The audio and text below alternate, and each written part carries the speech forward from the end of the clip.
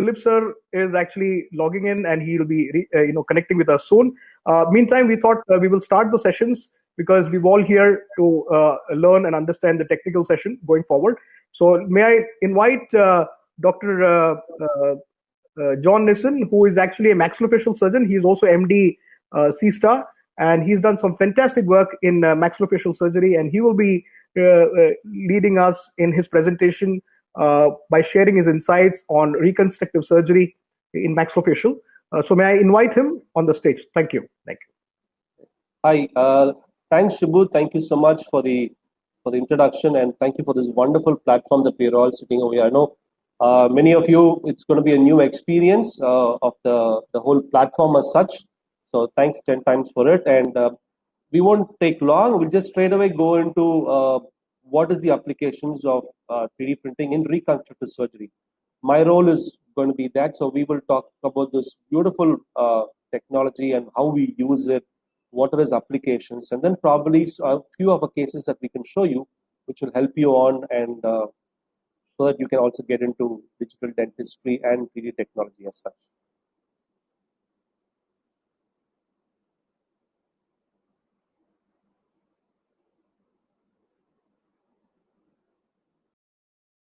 Hi, so thanks once again for 3D Graphy for giving me the opportunity to talk about 3D printing in reconstructive surgery. I'm John. I'm a maxillofacial surgeon by profession, and I'm also the director for STARS and a consultant over there. Special thanks to Shibu John for being with me over the last, I think it's almost 4 years right now, and it's been a long journey, and Shibu's been very, very instrumental in supporting and encouraging entrepreneurs like myself who have the interest on technology. And thanks Shibu for the platform that you provide. 3D printing in reconstructive surgery. Now, this is of immense passion to me, and the use of 3D technology as such in medicine and especially in surgery has grown over the years, from diagnosis of diseases to education models for teaching purposes to medical devices and surgical applications of patients' need.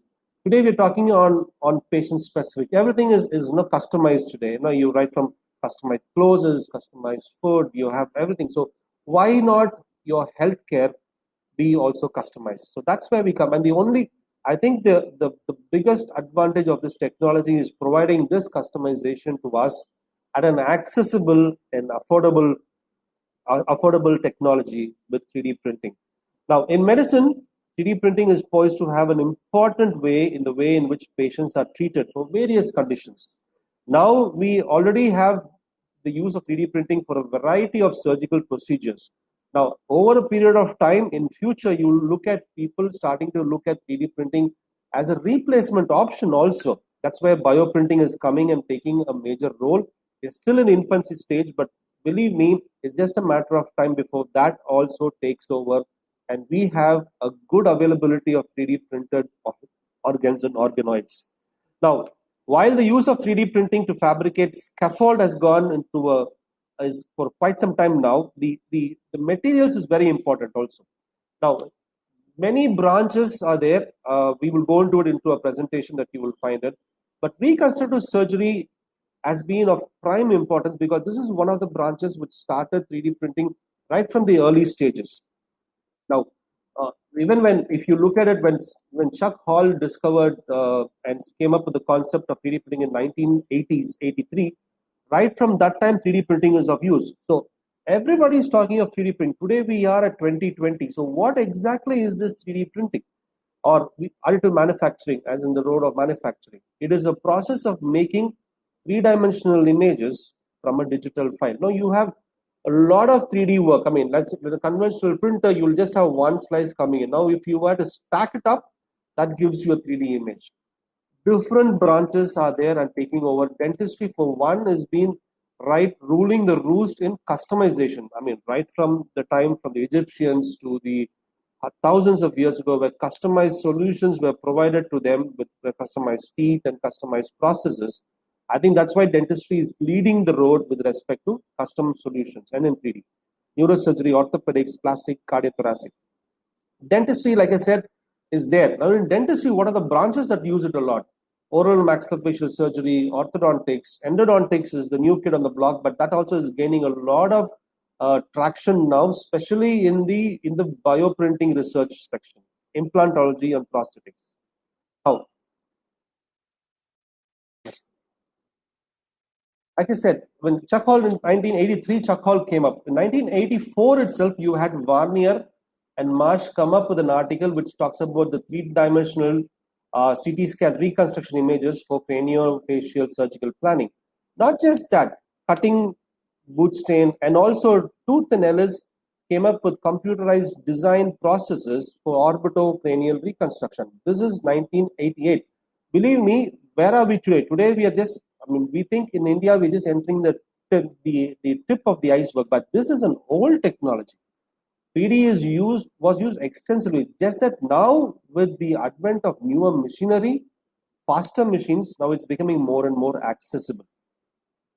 Now, this is an image that you will see. This looks actually of a model that's been done and the processes that was also designed.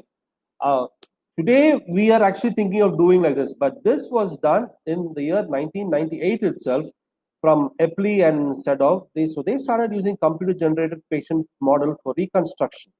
That's the word reconstruct. That's why I'm talking about in reconstructive surgery. This is not new. So as a world, as we are doing this for the last almost 22 years over there, and this is a branch. So it's up to us now to start catching up on 3D reconstruction and making the maximum use of it.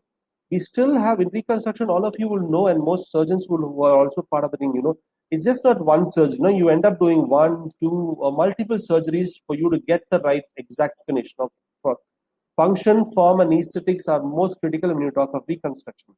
So how does 3D printing help that? That's what we're going to talk about and showcase it. And today in 2020, 3D printing is taking big roles: healthcare, defense, food, games, and architecture as such. And it's not a new tech. When I said it's an old technology, it's not a technology that's going to die out. You're looking at the next decade, you have going to have 3D printing sticking on. But the only thing is 3D printing is going to be connected with IoT, with artificial intelligence. It's going to be connected with a lot of other technologies. And we already see the integration now. Today we can be in, I'm from Chennai. I can be in Chennai. I can get a patient who's sending me the data from a doctor in Bombay, and we can deliver the implant for another surgeon who wants to do it in Singapore. It is possible today. That's how advanced technology has gone. So it's only up to us to see what the applications are and start using technology, or we as professionals are going to be left behind. Different forms of technologies are there. Fuse deposition is the basic one. Everybody's talking on FDM over there. PolyJet, higher end, but extremely beautiful if you want to look at multicolor objects. Now, to make the resin-based more realistic is where you have the SLA technology that's come inside. Now, SLA, again, with the Invent Formlabs coming in and bringing on a lot of certified products and a lot of accessible products in the dental market. Now, this is changing the way we look at digital dentistry as such. Certain laser sintering, direct metal laser sintering. So, earlier, if at all we want to do a titanium-based work, a stainless steel-based processes, you have to go through a whole process of CAD, CAM, and then the whole process. Today, those are made very, very simple with the metal laser sintering. And finally, bioprinting. This is where we are heading. We're already there. India is still not far behind. India is already catching up on bioprinting.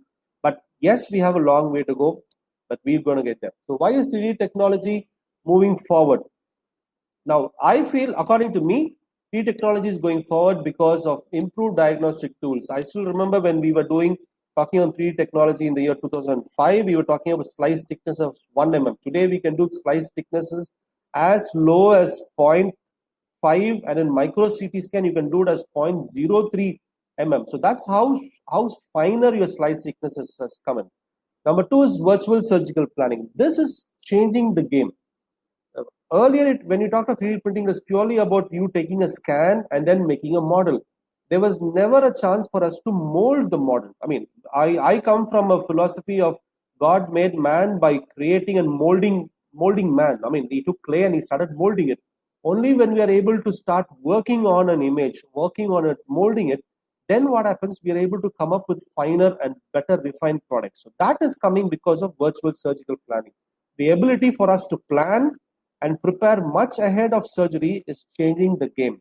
And again, thanks to our technologies, affordable technologies, this is made possible today. Even in India, India is not far behind. And finally, patient-specific implants. I mean, you have today titanium, we're talking on bioceramics, we're talking of biomaterials. So the material choices are also becoming more and more better. As they become better, they become more accessible, and your applications becomes more. Requirements, again, we all start with DICOM files. We need to work on these and STL images. Once we get that, then everything becomes easy. If you're looking at surface scanning today, you have a lot of images that have come in with surface scanners. Good scanners have come in, which help the way much easier for us. So this is just a short video of how we would normally convert an image from a DICOM. This is how you get a DICOM. The first step that you get in from a DICOM is for you to start segmenting it. Okay, once you segment it, you mark out whether you want a hard tissue or a soft tissue, and this is the image that comes across. Once we get this in line, then it's a matter of us deciding, okay, now we've got this, how do we change from here to go into which bone that we want? You don't want the whole image. Earlier, a couple of years ago, when you had a model like this, you had to print out the whole model. You could not take it out. But today, thanks to technology and good softwares, I mean, I think a few companies are also here, I mean, on this call, you are able to segment whichever part of the anatomy that we want and give it to us so that we have the exact anatomy there. I mean, if you don't want the mandible, you don't need to take the mandible. If you want the maxa only to be done, we only can have the maxa. This is the way we segment. And with 3D segmentation, it's becoming so easier for us to start dividing it. I mean, earlier it used to take so many steps. Now it's made a lot easier. So that's how we segment. Once we created this threshold and we segment it, then it's a matter of us printing out whatever we want. We either can print it or we can send it for the service provider for him to start working on surgical plan. Intraoral scanners are again changing the game. Today, surface anatomy, still in CT scan, surface anatomy was not very clear. So why do we use 3D printing? Where do we use it? This is a lovely article with Subhash Ghai. The biggest challenges were in prototypes, virtual planning, 3D splints, and custom-made patient-specific processes. So a lot of literatures are there. This is for you to have a look at it, and so that you can probably take it up. I'll show you a couple of cases when share you our experience. This was a case that came in for us with a tumor in the frontal portion. All right. Now, in the frontal bone, when you had a tumor, the biggest challenge that you have was you've still not done the resection. So you need to plan where the resection is coming in and how are you going to start creating a custom-made implant, because after you remove that part of a bone, you need to replace it. So this is the way you remove it, very beautifully and easily done with virtual simulation. Got to work on the customized plan, and this is the implant that was designed. See how the form, the contour is maintained. That's the beauty of virtual planning. If you want to change it, you can always alter it then and there, and then make your final implant design.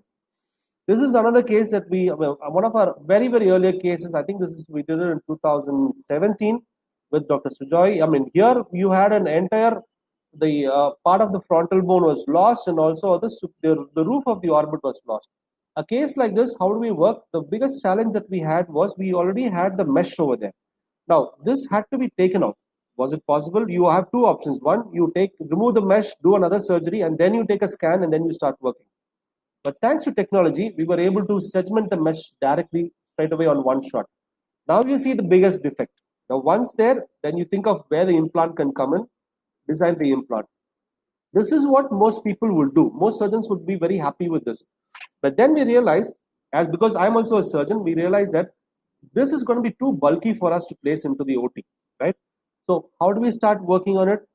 We broke up the implant. We said, okay, can we make it as two separate designs so that it is very easy for us to have access from one approach and not damage the orbital contents over there. That's more critical, right? So this is how the first part of the implant went in, very simple, and then the second part placed inside.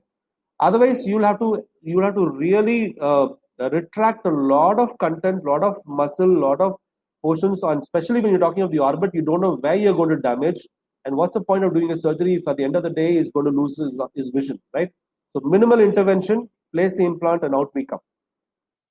Another case, again, this is another patient just to show you how the implant can be contoured. And in this, I think we with Dr. Anand, we did we compared this with navigation surgery, because in navigation surgery, people start looking at going into on table on the in the theater, molding the conventional implant and then seeing how well it fits.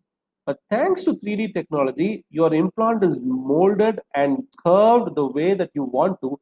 All that you have to do is open up and place it. And it was a perfect match that we did when we compared it on straight away on navigation surgery, when we saw real time where the implant is sitting. Another example of orbit, again we're talking, because this is about orbits that we're talking about, how when we have the orbit, how do we start doing it? I mean, mirroring is the most easiest thing. When we mirror, we know what are the defects that need to be replaced, right? And then we realize, okay, then we show the surgeon, because this is very critical. I know you have a lot of service providers in the market, but what is very important is the communication between the surgeon and the service provider. Only when the surgeon knows and is in control of what is going to see virtually, if that's the same thing that is going to encounter in the theater, then he is very confident. Otherwise, what happens? It becomes a very big mess. You will end up giving a different implant. The service provider will give you another image. On table, it will be a totally different scenario when you go inside. You don't want that happening. So when we saw this, we realized, okay, there's a lot of bone that we need to start creating, and they had to remove another additional bone in part of surgery. So we created an implant, designed the implant. Very similarly, orbit separately, we did the maxilla separately. You'll realize, I mean, we kept a gap over here, because this is, again, I said, it's a tumor. Because on table when resection, there is always a scope of you removing a little bit more bone that you're supposed to remove. The biggest disadvantage when we start working on custom implant is it will only fit in that plan. If you don't go, if it's not, surgery doesn't go as per plan, the custom implant won't work. And then the entire process goes waste. So we plan accordingly, and we say, what if the surgeon has to remove a little bit more bone? So you try to accommodate those. And then we worked on this design, and this is what we provided. This is the implant. Note the space over here between the orbital plate and the maxillary plate that we gave it, and the same space that is given on surgery. Okay. Now, maxilla. This case is very, very special to us, because this is a case that I think we did this in 2016, and when Dr. Padmanabh came to us, a big thanks to him for trusting us, for giving us all the trust when we started working, when we were just freshers, when STARS just started. He said, John, there's a patient who has an entire maxilla gone, but we want to replace him because he needs to get back on his livelihood, because he can't eat and he can't go to work. We didn't have a clue, because we had not done much, and not many articles were there also when you are to replace the entire maxilla. Most of them were planned. You have to do a fibula reconstruction. You can give them a prosthesis, but how do you get it fix it? How does the patient start working on fix-it prosthesis? This was a challenge to us. Thanks to, again, dentistry and the knowledge that we get by working on zygomatic implants and custom-made implants, this is a design that we did. Very, very controversial design in 2016. No surgeon agreed. We shared the design with a lot of surgeons that we knew. Everybody was like, no, this would fail. This will not work. This doesn't make sense. It's not part of protocol. But I think Sir trusted us, and I mean, really thank God for giving us the wisdom on this. So we worked on this design. We angulated the design. Then we realized, okay, a lot needs to be done, because there is bone and there is a lot of soft tissue. And when the implant came in, you'll realize very long studs. I mean, we call them abutments. We were still not confident about. I mean, this is something which we all go through. We are still not confident whether this implant will work. There's so long abutments. Does the surgeon need to cut it off? Only on table you realize that this is the way the patient looks. Absolutely no maxilla. I mean, we've seen atrophic maxilla. Here, there's nothing at all. And then you realize there's so much of gap between the bone and the soft tissue. So that's where that compensated. And when Sir closed it, this is how the entire view is intraorally. That's how much of metal that is exposed after doing and the closure. And this is the post-op X-ray, and this is the way the prosthetically restored it. And this is how the whole processes were done. I think we have a 4-year follow-up on this patient, and this led to many more designs like that. I will share you a lot. So when we said we can do it for when no maxilla is there, can we do it for atrophic maxillas also? So this is how one of our cases where a patient came in with absolutely very, very limited bone. The bone in the anterior maxilla was only about 4 mm and the posterior was about 2 mm. Okay, so no chance of us even placing conventional implants. But yes, so we said, okay, why don't we try it? Thanks to technology, you can make custom-made prostheses, custom-made implants and prostheses on this patient. This is the way we planned it. Today, a lot of people are doing this. I mean, today, but still, yes, this was done in, I think 2017, we did this design, and so far, so good. The biggest advantage of implants like this is that these are immediate loading, because when you have a atrophic maxilla, most of the time, logic would decide that you can't load these patients. Even with zygoma implants, I mean, unless and until you have solid zygomatic bone as support, there's always a high chance of failure. But custom implant, we see where bone is, and accordingly you plan your positions. So that's how easy it was to place it. No trimming, no adjustment of the bone, no adjustment of the plate. One shot. It looks pretty gross, but it's very easy, and the healing is very, very fast. So processes was designed. In fact, actually, the processes was designed the second day itself. So we were able to restore it back after took an X-ray, and after a week we were able to give the patient the prosthesis, and then that's it. I mean, the patients come. We have a 2.5, 3 year follow-up right now, and this is how the patient's X-ray looks. So, and so going from simple to really complicated case, how would you work on a case like this? A lot of patients. I mean, this is something which thanks again to Dr. Ruchi Pathak and Dr. Sushma ma'am from the trauma center, who came up and saying, John, we get this. I mean, this patient has been handled many times. So this was a challenge to us. I mean, it's actually a challenge for 3D printing. How do you restore a patient like this who comes to you with absolutely no bone, very fractured bone, metal almost everywhere, but how do you replace this? This is where technology comes in. So we did what was called a reverse technology. Okay, if you look at this patient, you will find this patient already has a little mandible with some teeth over there. But then we said that's not the way we're going to work. So we did the processes first, down, did the maxillary processes, and then designed the implant. So we went from down, we went on top. Again, goes from the experience that you gain from working on technology so much. Came up with a custom implant, got the design, still not convinced. We did the processes as such. We scanned the processes. We did a stereographic model. The FDMs were done with our own machines. The printing was done. This is where Formlabs and machines like this helps, because they come up with biocompatible resin materials which you can have it. You can take it on theater, put it on the patient's mouth, keep it there just to see how the implants. I mean, you can't keep it inside the patient, but at least fix and see it on table and come out. So we know how accurate we are, and this was a virtual plan that was done. X-ray, post-op X-ray. This is the post-op CT scan to see you the position, and then this is the final process. Still a lot needs to be done, but at least you're able to give the patient a smile, and the patient is able to eat now from not being able to do that. Mandible surgeries, a lot has been done with mandible surgeries. We'll talk just about a couple of small designs over here. I mean, mandible is one of the fewest designs that's been going on for over a lot of years now. And most of the time it's only resection. But how do you work on if you want to preserve bone? Again, thanks to Professor Ganesh sir, who said, John, we want to preserve bone, and encouraged us a lot to start working on how do we work on this technique. This is very special to that institute.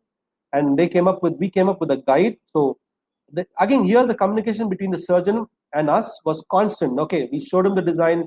We got to know exactly what he wants to know, what he wants to do, and then worked on the implant design accordingly.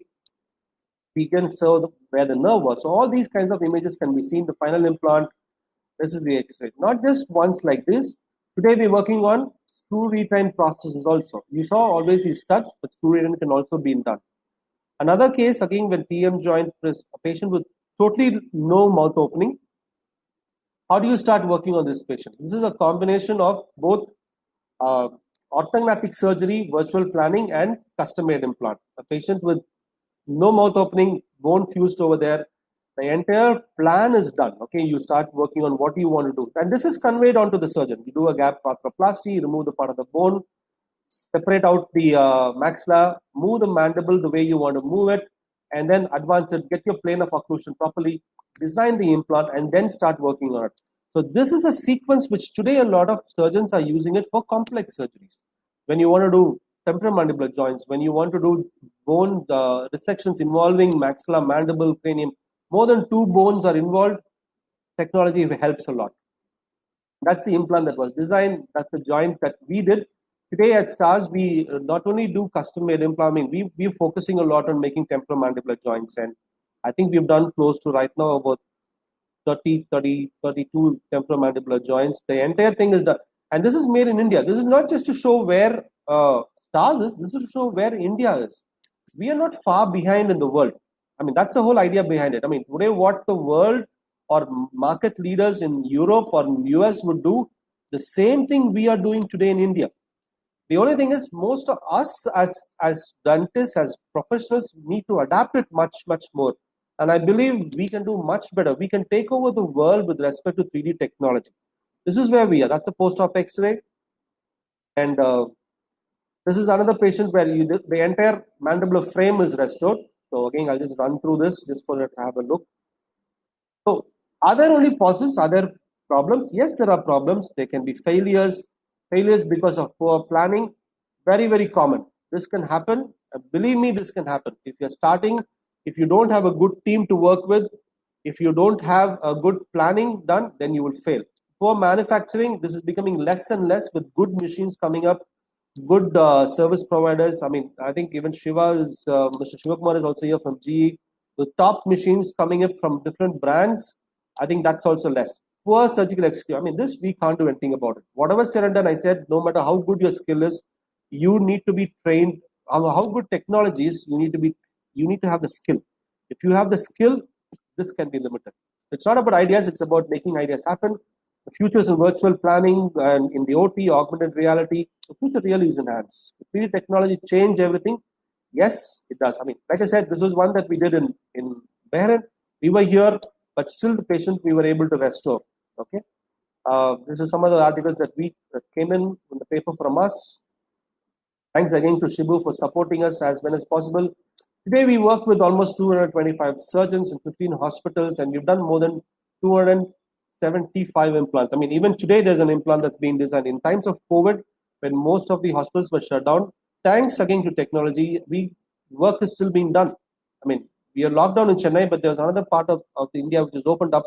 Still, you can start working. A couple of our medical and dental associates and a few of our engineering associates over there. This is our motto. Whatever happens, don't stop. Keep moving forward. We will have failures. We will have troubles, but move forward. A big thanks to my family, who was the biggest support, and thank you one and all.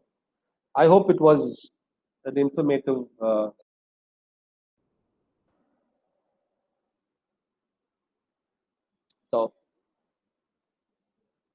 So I'm done. I hope it was clear. Shibu, you want to take over?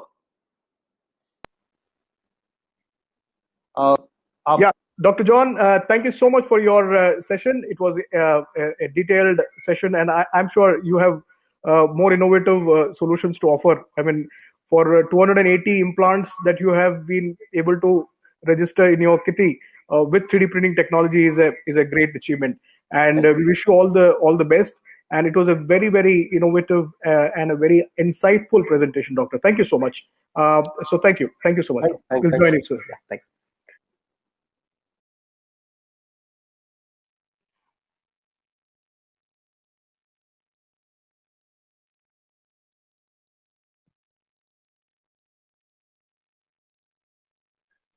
So you can come on your backstage. आ गए आप